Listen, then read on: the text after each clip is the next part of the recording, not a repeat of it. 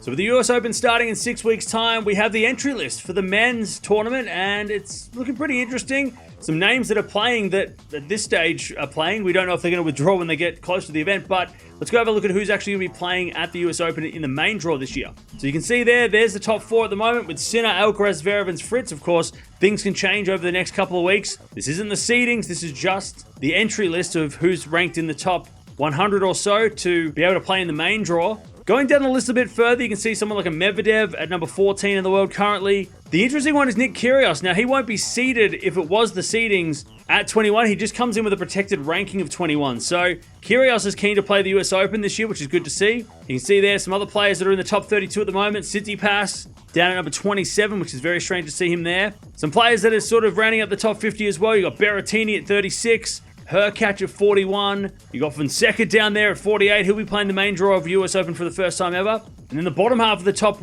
100, you can see Opelka at 66. Maybe he could do some damage at home. Also, Ruusuvuori. Good to see him back on the list. He hasn't played for a while. Took a break from tennis, so good to see that he's sort of planning a comeback at the US Open. Should be really interesting to see who actually does make it to the US Open. Of course, this is just the entry list. Once we get closer to the event, of course, the seeds are going to be locked in a week before the event, but a lot of familiar names there and a lot of popular names that are going to be playing this year's US Open at this stage. So there it is. That is the entry list, and good to see Kyrgios coming back. Hopefully he does make it back. Of course, we saw him on the entry list for Wimbledon, but he didn't make it to the event. And it's great to see Ruusuvuori back as well. Took a bit of a mental health break for a couple of months, or at least for the rest, I think it was like maybe the best part of 12 months, and he's planning on coming back. So that's good to see him in there as well. But give me your early predictions. Who's going to win the US Open? Is it going to be Jannik Sinner again? He is absolutely on fire this year, and at the Grand Slams especially, he could have possibly had all 4 slams in his pocket had he have got that match point at the French Open a couple of weeks ago. But